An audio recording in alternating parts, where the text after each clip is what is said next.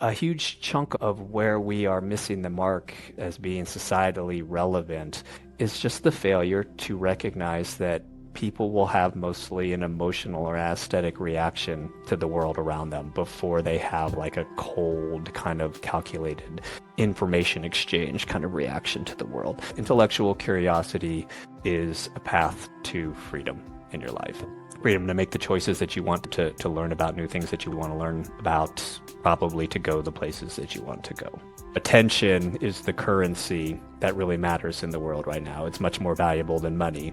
This is actually starting to affect how major political candidates set things up, realizing that it's no longer a game of how many donations or how much support can you raise. It's what's more important is how much media time you can command. Those two things tend to be related. Thank you for joining us today. This is the Science with Impact podcast, where we discuss different approaches to broaden the societal impacts of STEM research. I am joined today by Dan McGarvey, who I will allow to introduce himself. So I'm Dan McGarvey. I'm an associate professor of environmental studies at Virginia Commonwealth University. I am a fish ecologist slash freshwater scientist slash biogeographer, kind of macroecologist.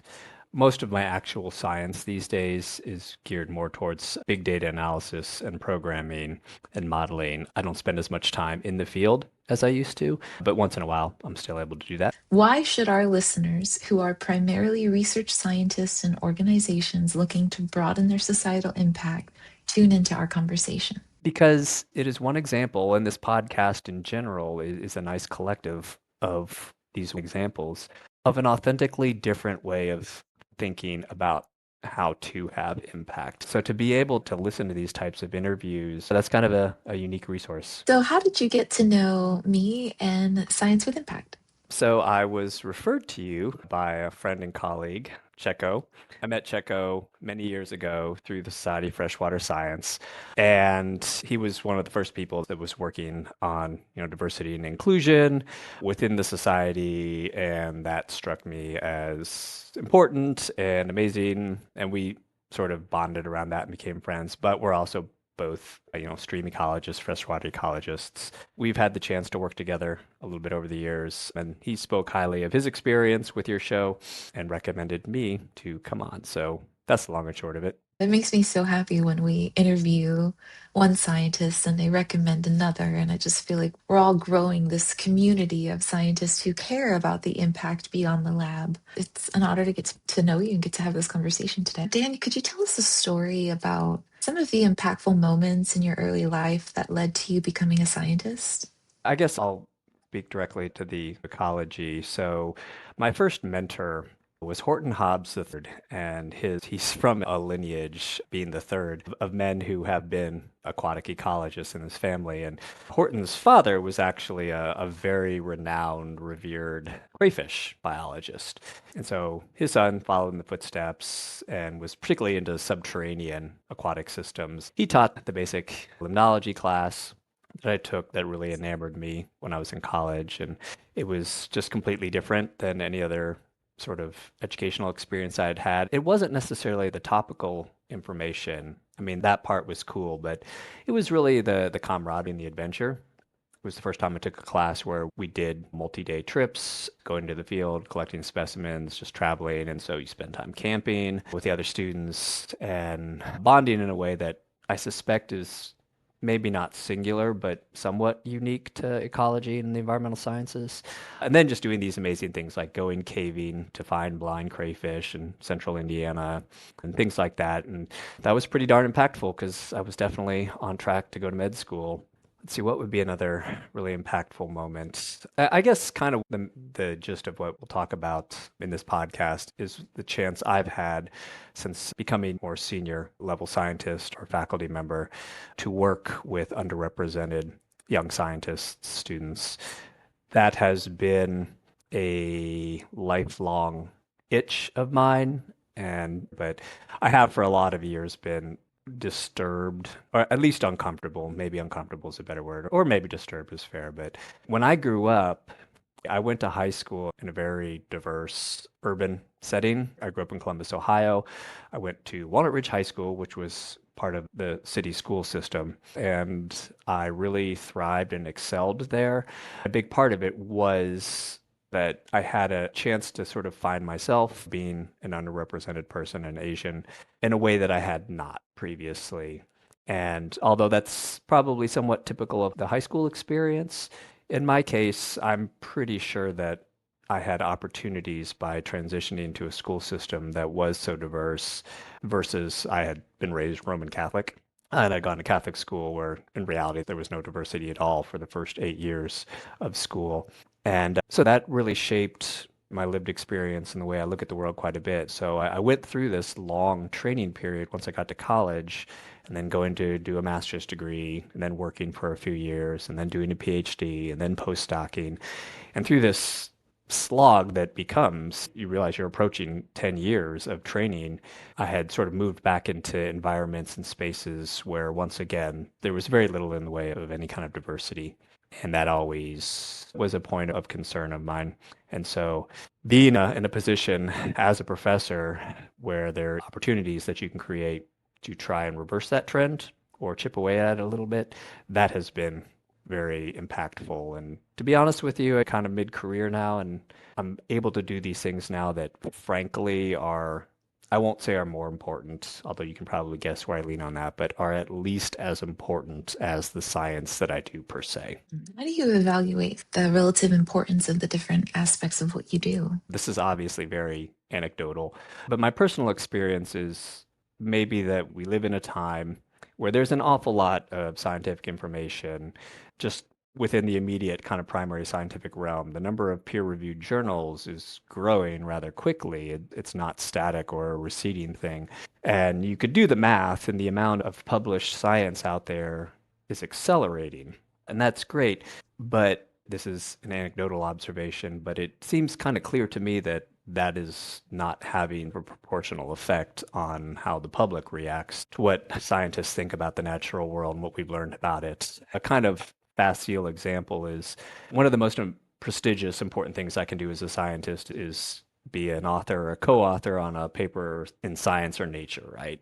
But when you look at the types of environmental science projects that make it into those most prestigious journals, so much of it is interesting, but a lot of it is honestly just kind of preaching to the choir at some level. We tend to put the latest science on a new ice core or something like that. We realize that glaciers are melting even faster than we fear they were, and that the world is warming up faster, and sea level rise is going to proceed more rapidly. And this is all important, but this is all stuff that we've known for a little while. We can paint a clearer picture of the situation, but it's not probably unfair of me to say that in terms of public opinion and public policy, that's not having a proportional effect, that increasing knowledge base. When you think about what is going to be my net effect, what is going to be my legacy as a scientist, it's pretty easy to start thinking about maybe it's really going to be the handful of young people that I fundamentally or substantively helped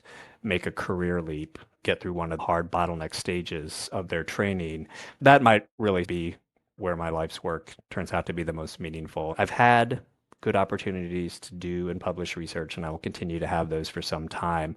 But when you think about what really is impactful, I suspect the human element of this career, which is not something that we're really trained in at a young age. When we're trained to be scientists, we're not usually getting coaching in terms of how to be great mentors to young people, or even beyond that, how to reach out and find young people that are being left out of the equation.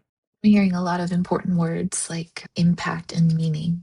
And it seems like you're doing a really great job in your career navigating those terminologies and what they mean relative to you. I wonder if you'd be willing to help us unpack how you define those two terms, like, what is impactful versus what is meaningful? Is it a Venn diagram? Is it a circle? Like, to what extent do you separate these two terms out? I would say that they're not identical. I guess meaning is something that would associate more with the science side of my brain. We look for empirical connections and patterns in the natural world, and we can divine meaning from that process. And we can make educated guesses about the things that are going to happen in the future. I guess that's sort of the realm of where I would place meaning. Impact is, do people besides our immediate sort of circle have an interest or an eagerness to be involved in some way in the enterprise of science, whether that's being at the receiving end of general audience types of summaries or communication versus occasionally people wanting to be a little bit more technically involved, doing citizen science projects. Perhaps rare, perhaps not. Maybe that's not fair of me, but somebody who would actually take a stab at following some of the primary or secondary literature on their own, even though they're not a practicing scientist. I guess to try and make that clear, I would say that meaning is what we can get through the act of the science itself. The impact is what is the downstream effect of that, whether it's best scientific knowledge or information being implemented in a somewhat linear way for the betterment of society, or creating a process and a community that helps other people get to some place that they're trying to get, irregardless of the nuances or the technical details of the science itself. What I'm working with my own students and then kind of secondhand students, I guess, the fellows of the Emerge program, I have a very different kind of set of goals and motivations and really energies for working with them. It's not clear to me that when I publish a study on feeding rates and energetics, freshwater fishes, that that's going to have any sort of measurable impact on the world around me. I am honest about the fact that that might be a somewhat academic exercise, but it really lights my fire to know that my career has gotten far enough and I've thought hard about the hurdles I've encountered and the bumps that I've had to figure out how to navigate, that I can share that information in a pretty clear way with some other young people that at least I perceive as facing similar kinds of challenges. It is not a particularly easy experience or pathway to become a fully established scientist, whether you seek to be an academic, go into government at state or federal levels, or work at an NGO, especially in environmental science. I'm very blunt about this with my own students. This is not an industry that produces a lot of, at least in a market sense, valuable products. People need to be clear-eyed that they're doing something that probably should have core service motivation to it. None of us will be making seven figures when we retire, and most of us will frankly just be thrilled to be on the very low end of six figures someday. People's motivations need to be straight. Maybe the most direct way to say it is there's a lot of young people who are motivated by thinking about the planet and being worried about climate change and who would like to be environmental scientists or environmental professionals. Frankly, there's not enough living wage types of jobs to go around for all of them.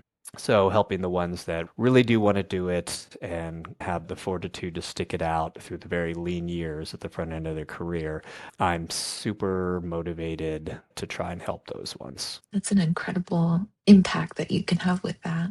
What I heard in your response is that meaning is sort of something you create. And us as scientists, what we create is knowledge.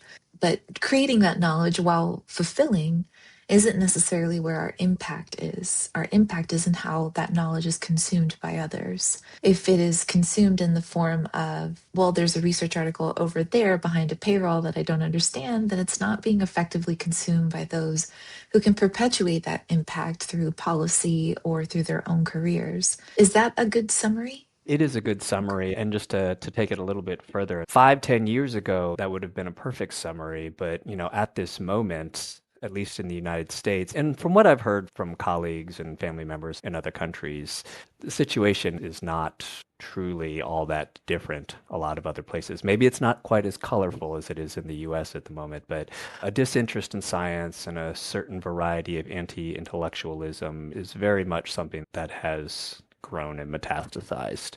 So if impact maybe 10 years ago would have been being able to have the results of your science be translated with just a little bit of help to a broader audience, if that was how we thought about impact right now, it might be fair to say just convincing people that professional scientists are on the level, objective, are not just spinning a lot of nonsense for people to absorb, that we don't do things in a partisan way. at the moment, that would be an impact, just trying to reestablish that kind of legitimacy. And frankly, the polls have said for a long time that the research scientist is generally highly respected, highly regarded career path in this country. And I fear that the next time I'm reading through the summary of one of those types of polls, that's going to have changed to some degree. Before the meaning of our science can once again have impact, I suspect we're going to have to all focus just on not having a general populace that is disengaged and distrustful of us. That, at the moment, I think is the challenge. Absolutely, that's a great point. Based on your experiences and insights, why do you think that could be a possibility that you check the poll and it has declined substantively since the last time you've read up on this? Why do you think that's a possibility for scientists? I've been lucky enough that I was raised in a family that was kind of 50-50 in terms of sort of political bents. And so I had one side of my family that almost everyone goes to college, and I wouldn't say that they're all liberal, but they all trust the news and want to be informed civic people. And then I have another half of my family that has different professional expectations as the kids go up, particularly for the boys becoming men. Everyone generally enlist in the military, which is fine. And it was really obvious to me growing up that some of my relatives would always applaud me for being sort of bookish and that kind of thing. And then some of the relatives generally sort of lamented it or teased about it. And it was never like a mean-spirited thing. But looking back, you can really see how much that has set the stage kind of for these two different paths that people seem to be choosing to walk down at the moment. When you're a kid, when you're an impressionable kid in your early teens, and you're surrounded by adults who not only don't tell you that you need to be working harder in school, but maybe discourage you from doing it. If that was my lived experience, I'm sure it's something that a lot of people have observed in their lives. We have to address that. It seems to have culminated in the last couple of years in a way that has surprised me, but the roots of it have been there for a long time. It seems like you're describing this sort of rift is a strong word, but just this difference in the way people live their lives between pursuing more of an introspective intellectual life versus working and serving others and doing more physical types of work with the gifts that you've been given. And sometimes those can ride political boundaries and sometimes they don't. It sounds like in navigating that as a young person, that's helped you sort of suss out what's valuable to you. Is that kind of what I should be interpreting? I don't have an answer for this, but it's important. The sum total of my life and the track that I've followed, it can't be measured in terms of my earnings and my savings and that sort of thing. I've had this really wonderful, rich life. I know people from all over the world. I've been able to travel all over the world, and I've been able to do these things because of the choices I've made at a young age that I wanted to make learning my priority. At some level, it's the decision to try and educate yourself as much as possible that matters. What you end up sort of dedicating yourself to study probably isn't quite as important. It's sort of a lifestyle choice. In a big, messy country like this, we don't tell people what sort of priorities they have to have and that kind of thing. But it's clear at this moment that we do need to do a better job of making sure that everybody understands what the potential benefits of certain lifestyle choices are going to be. And more than that, give them a chance if their own lived experience doesn't really let them internalize that, the tools to see that what really comes with those choices is freedom, honestly. Intellectual curiosity is a path to freedom in your life. Freedom to make the choices that you want to learn about new things that you learn about, probably to go the places that you want to go.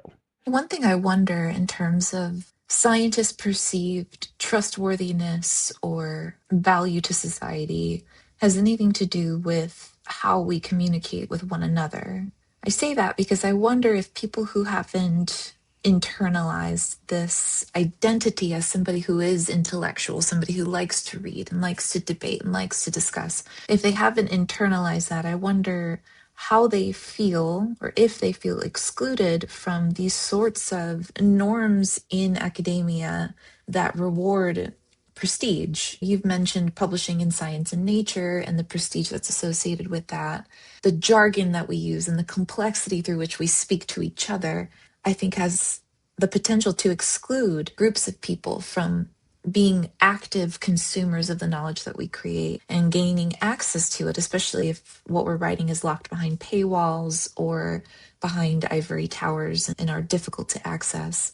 I wonder if our trustworthiness as an industry, if you want to call it that, like as academia TM, I wonder if our trustworthiness has been damaged to some regard with the lack of and communication to the broader public that, like you mentioned, we're not often trained to do. We're often trained to minimize our humanity and maximize our objectiveness in the way that we talk to each other. I wonder if that distance is part of the strain that we're now seeing in society and part of the reason why there is a federal disinvestment in STEM research going. It's been going, but going particularly actively over the last 6 months.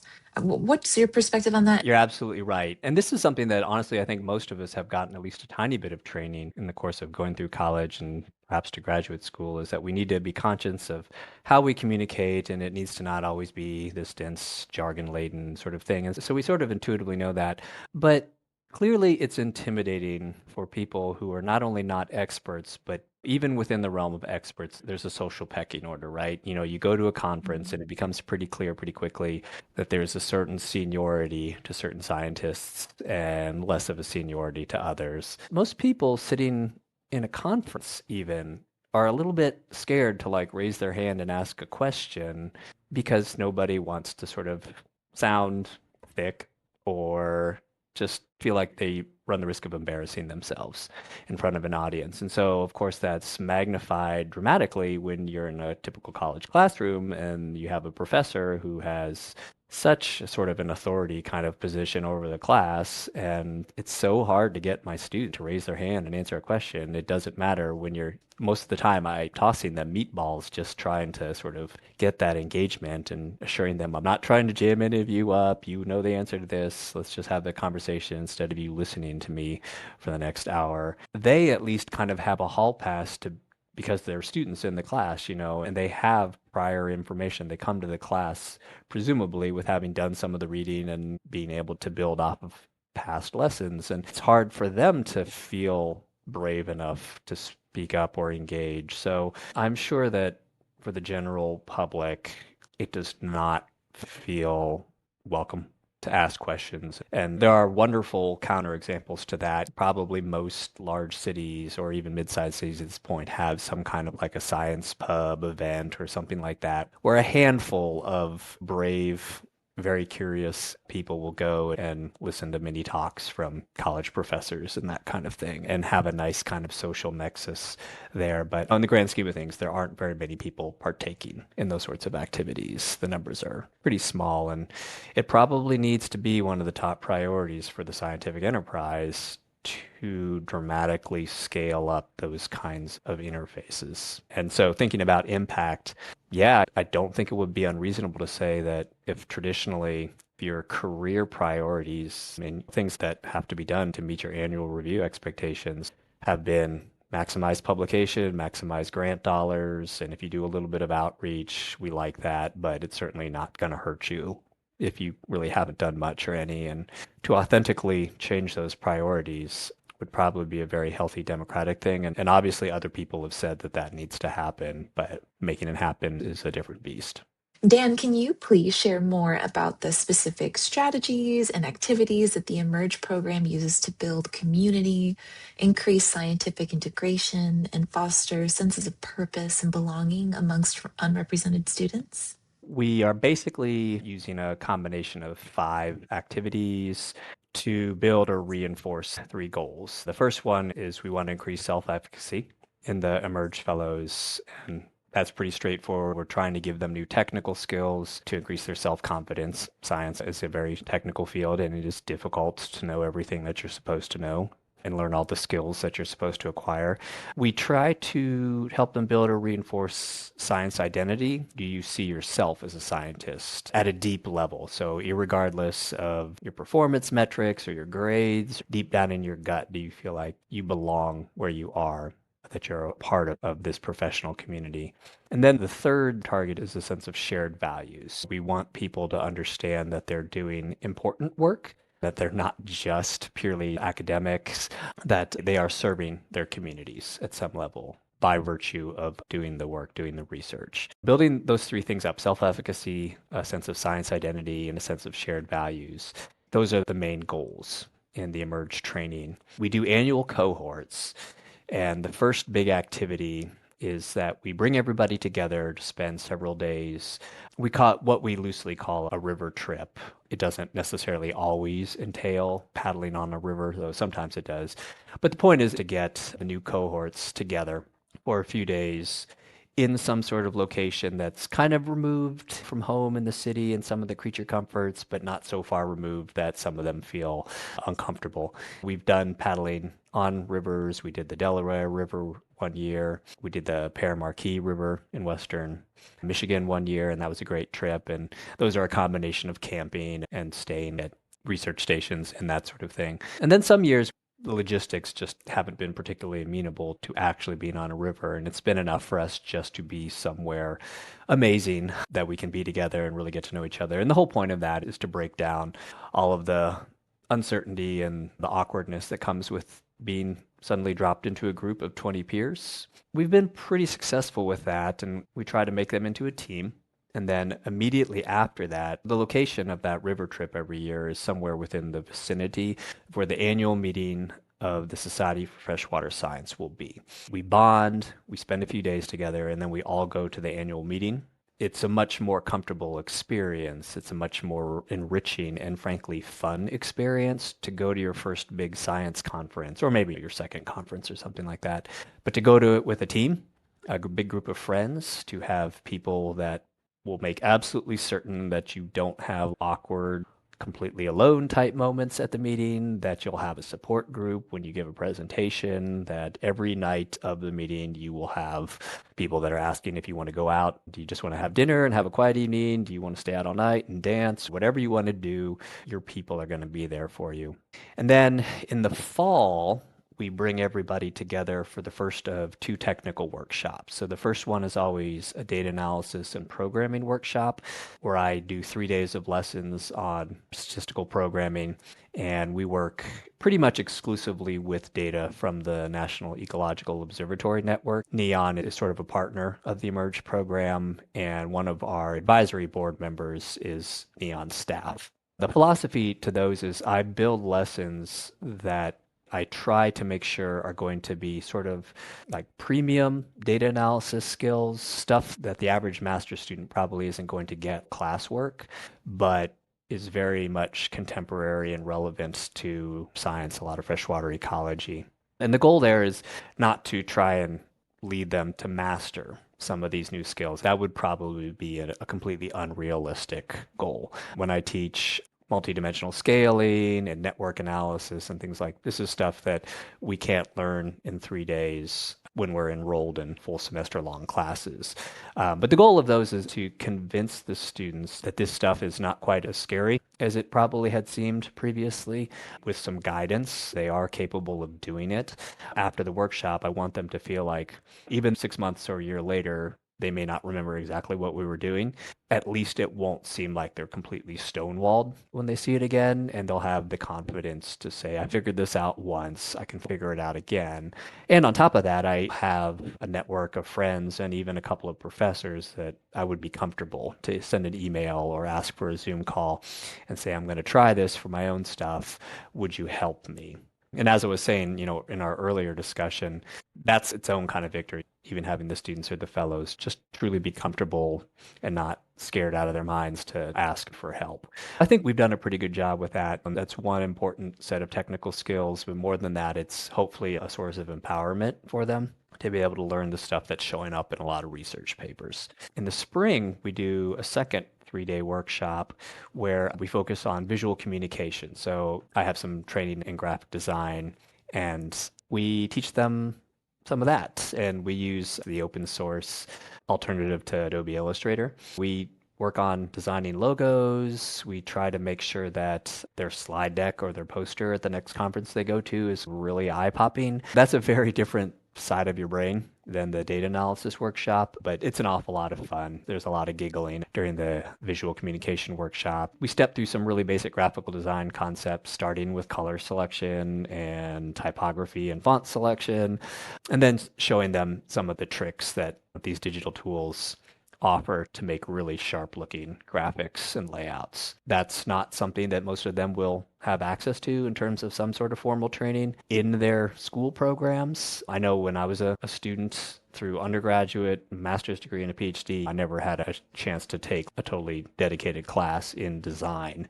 or visuals. Hopefully, with 3 days of tooling up in that area, quite a few of the fellows will have the confidence that at their next conference, they'll be able to hold their head high because that's what happens when your visuals look really good and everyone in the audience or in the poster hall is stopping by to see what you put together. Year round, we have a series of online Zoom types of activities. The most important one is that the cohorts are broken up into subgroups thematically to work on mini research projects that they'll continue throughout the year. That does give them some important exposure to collaborative analysis, a little bit of collaborative writing, that sort of thing. But in truth, the more important outcome of the online projects is just that at a minimum, it gets them still seeing each other at least once a month and talking for a little while and maintaining those connections. And then throughout the year, we sprinkle in a few other virtual events. We do a lightning round mentoring session where we try to get a broad assortment of mix of academics, people from US EPA or USGS, some state agencies, some NGO folks, representing whatever sort of direction some of the fellows might want to go in with their own careers. We set them up where they have a 5 minute lightning round paired up in Zoom sessions, and then they get shuffled through 5 mentors. We do that once a year. We get some guest speakers to talk to the fellows. To summarize, it's the river trip where they all first meet each other and spend 3 days together. We go to the annual meeting, which lasts a week. We do a fall workshop. We've been to the Sevieta, New Mexico, to the Tennessee Aquarium. We've been to Highlands Biological Station, North Carolina, Field Station, California. We try to make that fun by letting them see some different amazing places. That's such a tremendous program. It sounds like it has so many moving parts. Could you give me some insight as to what have been the most impactful elements of that program? I would love to say it's them feeling like their self-efficacy has increased substantially because of the lesson content that we've developed and that we provide to them. And that's definitely been a help. But the truth is probably the most impactful thing that results from the Emerge kind of experience. They're acutely aware of the fact that they now are part of a critical mass of what is historically underrepresented, but maybe suddenly doesn't feel quite so underrepresented anymore. And that's why I said that the annual meeting is really the bread and butter of this experience. It's not because the meeting itself is such an important chance for them to absorb a bunch of science. I mean, it's a good opportunity to do that, but it is probably the most authentic sort of proof that we can offer to them that they now have a presence within this professional community. It's a presence that a lot of people are becoming cognizant of. And happily, almost everybody is very excited about layering in several pieces of evidence of lived experience that they have this community, that they belong in this community. That's something that we could tell them if it was just us, but it doesn't mean a whole lot until they see it for themselves. The annual meeting is really almost an engineered perfect opportunity to sort of test that idea. Tell me more about the role of the annual meeting. In many ways, it's sort of a typical major scientific conference. Society of Freshwater Science is a little bit unique in that it's kind of this like Goldilocks sort of size organization. It's not too big, it's not too small. Some of the really large conferences, AGU, American Geophysical, is probably the biggest one, but like American Fisheries Society is also a huge meeting. And those are huge meetings not only because the science is interdisciplinary, but because there's a large commercial component to it. There's a lot of vendors, Esri, and a lot of technology groups that want to be associated with the Geophysical Union and American Fisheries Society because it does also represent the science of ocean commercial fisheries. They have that component to it as well. And they're really big conferences, and it would be hard to go there and feel like if you're a first year master's student or something like that, it would be really hard to go and feel like the society as a whole recognized you and kind of valued and validated you at some level. At the opposite end of the spectrum, I think the regional chapter meetings, which a lot of societies have, those are wonderful opportunities for networking, to stay in touch with people and to learn about what's going on. But they're also limited in their ability for young scientists to really kind of test themselves. You may go to one and there may only be 50 people there, and chances are you already know them. So SFS is, I believe, the annual meeting. We usually have just a little bit north of 1,000 people in attendance, and my experience has been that that's just about the right size to feel like this is a big meeting. There's a lot of people here. It's a little intimidating. There's an awful lot going on. I can't possibly absorb all of the talks that are going to happen and that sort of thing. Because at any given moment for 5 days, there's like 6 or 8 concurrent sessions going on. But it's also not so big that you just feel kind of hopelessly absorbed by this machine. And I guess that's part of the reason that it became sort of my parents' society many years ago. I used to always go to the American Fishery Society's meetings, the Ecological Society meetings. I don't make an effort to go to them every year, not as a habitual thing, but I do habitually go to the SFS meeting because it has a personal kind of appeal to it that bigger, less personal meetings don't have. So we're really excited that the fellows, that's kind of their interface to becoming scientific professionals. It sounds like what's really unique about the Emergent program is that there has been a lot of intention and care with identifying pain points for your new generations of scientists entering these professional spaces and some intentional effort for overcoming those pain points with this program. Could you walk me through whether that was the case? How did that look like when it was going through ideation to funding? What were some of the driving forces behind it? Can you just help me understand it more? I wouldn't say that any of the members of the steering committee, the leadership team for Emerge, were geniuses there, but we did our homework in terms of what was available in the literature, really in 2 areas. What is unique about underrepresented young people trying to get into highly technical professions, trying to become STEM professionals, become freshwater scientists? What were the specific hurdles there? And then just in general, what are some of the challenges that are facing anybody, not just underrepresented individuals? On those career paths, we were pretty selective in targeting some of the bottlenecks that stood out to us while reading some of that material. And so we built the first Emerge proposal not with a grand vision of these are definitely like the 3 or 4 most important things to be addressed. There was a degree of organic, just, we're going to be the team. We're people that have shown some commitment to this and we know each other and we work together. Not only be a wonderful, if we can get funding to do this sort of thing, not only would it be a wonderful outcome, but, we're friends. It would be a lot of fun. We would all be excited to work on this together. And when I say we, so let's see, the Emerge sort of leadership team, our leader is Amy Rosemond at the University of Georgia, and then Checo at Georgia Southern University, Tina Mendez, who's at UC Berkeley, Amanda, because the University of Georgia is the parent for the overall grant from National Science Foundation. We have a few people from the University of Georgia. And then most recently, we picked up Ariel Sjogren from the University of Alabama. And Bree Ondich is our program manager. We're the team that plans all this and makes it happen. But we just wanted to put together something that would be conspicuously awesome for people to be involved in and that we would see more as a fun opportunity for ourselves versus just burdening ourselves with more work. So we didn't have a grand plan that we were picking out the most important stuff, but we tried to offer programming and lessons and experiences that we were pretty sure, based on literature and our own experiences, would be very valuable, if not the most valuable. It's so helpful to understand the evolution of that. It's amazing to me what a few people who are particularly passionate about any given aspect of life, when they work together and are intentional with the resources that they can invest in that. So just think of your group of people that got together and had this idea and acted on it and the steps that you took, and now the incredible impact that has flown from that with every single participant of the Emerge program. Just kudos to y'all, because that's incredible. The numbers, which are closely sort of associated with the optics, for people who do not see themselves in these spaces, that's important. And so we are so proud of the fact that now we're in the 5th cohort of Emerge Fellows.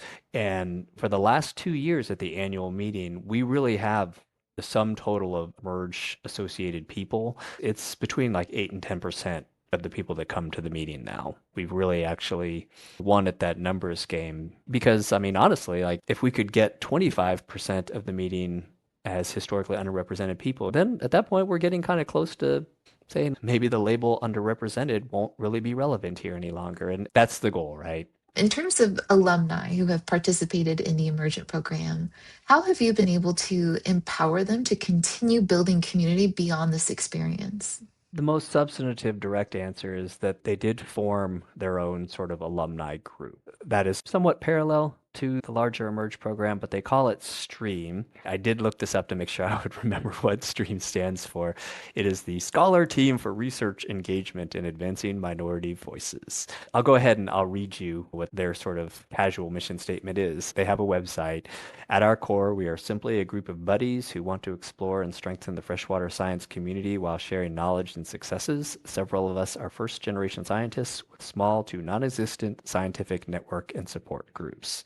That's the most we can ask for, right? The fellows that matriculate through the program want to maintain that momentum and that network and that family enough that they decided to form their own group and schedule their own activities. They do a series of mostly Zoom, but occasionally live events where they have career development and coaching types of presentations, sometimes from alumni. The program's old enough now that there are a few people that have taken meaningful steps in their own career progress and transitions. So they have alumni that come back to talk about what the interview process was like for their new job. They also sometimes go outside of their immediate ranks and have guest speakers come and give them career advice, work-life balance type advice.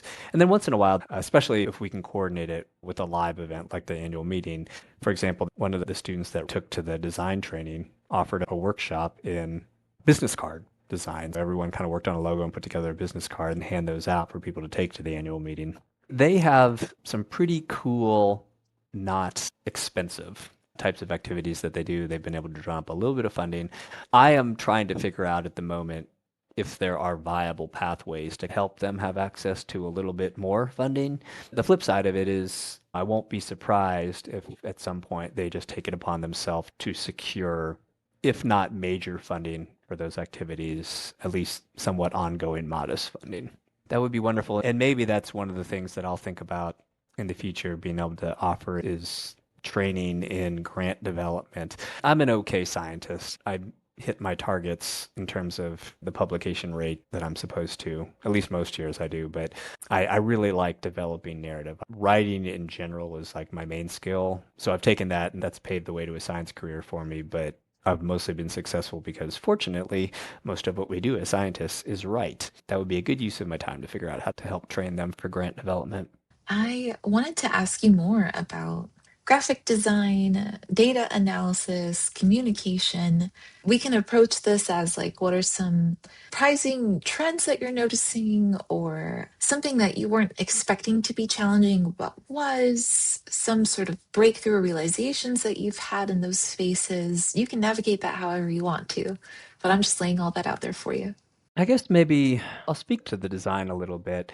We Emerge is kind of a unique opportunity to offer that sort of training because we sort of have a captive audience. The fellows are already very excited to have a second opportunity to be flown to a beautiful location and for them to be together. And so there's not a lot of second guessing about how important that skill set is.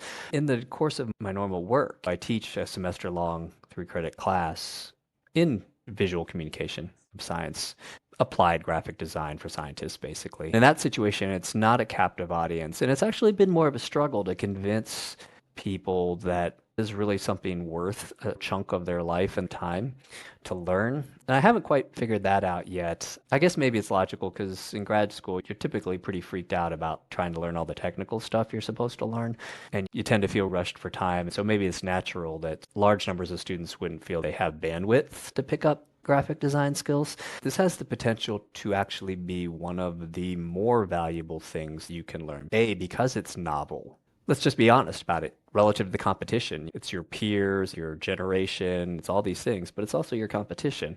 It's so hard to stand out. What designers learn about being effective communicators, really core stuff that most scientists should be expected to at least dabble in at some point. Because if we're not doing a good job of reaching the public, that's an obvious place to look for clues how to do a better job. This has really come up in the last year with a lot of people trying to scratch their heads and figure out why misinformation and social media have been able to overpower and co-opt traditional news sources for huge chunks of the population. From an academic perspective, it's because people have short attention spans. If you can package what you want to say with an eye towards a few basic design principles, guess what? You're going to be a lot more successful. So I don't know if you ever listened to The Recline, but a big thing with him right now is that attention is the currency that really matters in the world right now. It's much more valuable than money.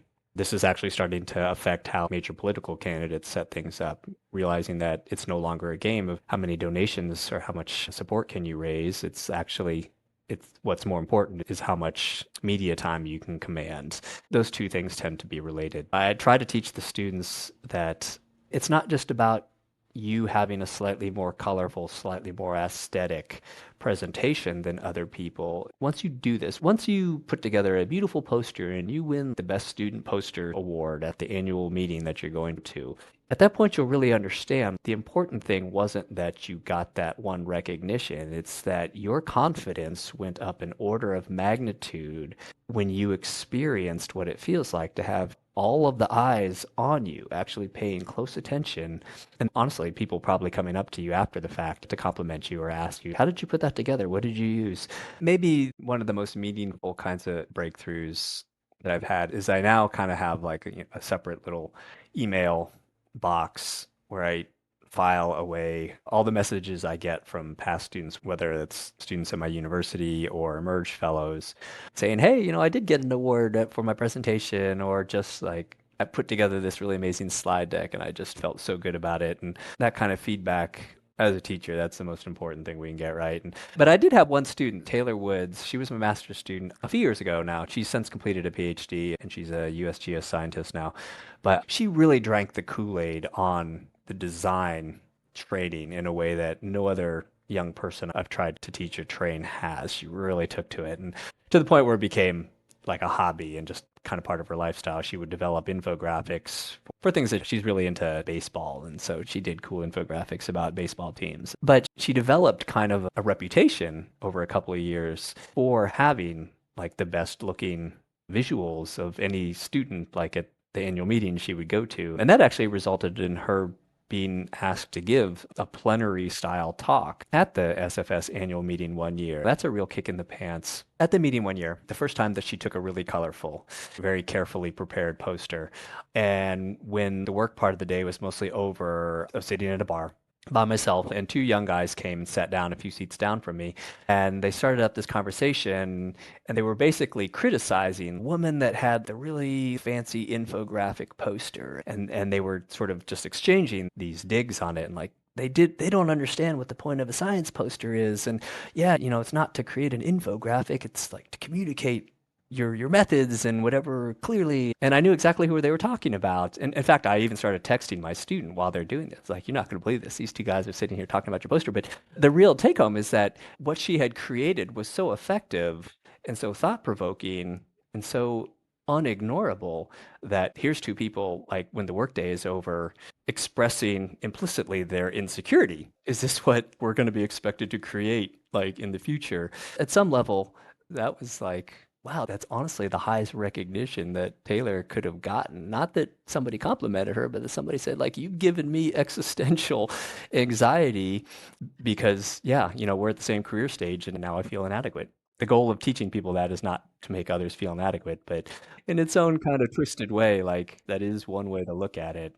I think it's a great story, a great example of being unignorable and being different and using your unique experiences and gifts to highlight science beyond the template that we're given for our posters and beyond the templates that we're given in general. Like taking that extra spice and putting it on your science and making it something unique. I think the more of us that we can do that, the more chances that we'll connect with somebody who may not see themselves as a scientist, but do identify as a visual designer and would find that part of it an invitation to talk about the science. Dan, I've had the best conversation with you.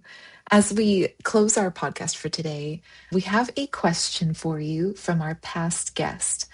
So, this is Professor David Ibbett, who is a composer and a professor of music, and his goal is to use music to advocate for science. His question for you is, what's the secret to an impactful art and science collaboration? What makes them the most powerful experience? That's a really challenging question. I'll try and answer that by first saying what I don't necessarily think that it is. And this is relevant because I have had a few projects that were collaborations with artists, whether practicing fine artists or faculty at my university.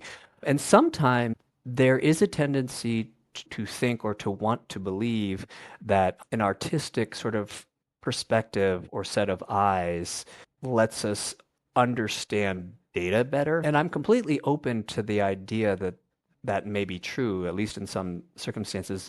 But if I'm being totally honest, I wasn't always convinced that it necessarily was true. I sometimes felt like that's what people wanted to be true. But what I am pretty certain is true is that true to what we were just talking about, a huge chunk of where we are missing the mark as being societally relevant is just the failure to recognize that people will have mostly an emotional or aesthetic reaction to the world around them before they have like a cold kind of calculated information exchange kind of reaction to the world. And it seems to be really hard to get a lot of people kind of in my profession to give that its due consideration. And so the really important, in my experience and in my opinion, interface there between the art and the sciences is undeniably artists have a better understanding of how to engage and sort of help drive an emotional or intuitive reaction to something in the world. I think it really highlights what is unique about the art part of the collaboration and what makes it impactful. I think it's a great response. All right. And you get to ask a question now of Jeff Kovski. You're welcome to ask your question whenever it occurs to you. Oftentimes, I think what's most important about the science is the process itself. It's not the result. It's a way of looking at the world and thinking about the world and having a game plan to deal with the world. And yeah, when the storyline is one about process or journey versus a result of obvious importance, how do they think about building narrative and kind of storyboarding around that? Because I think if we could start to fill the airwaves with the beauty of a scientific way of looking at the world and how much that enriches people's lives, that would be a very good thing to do. Thank you for giving me this time and these responses, Dan. It was just such a pleasure to talk to you. Yeah, likewise. Thanks so much for the invite.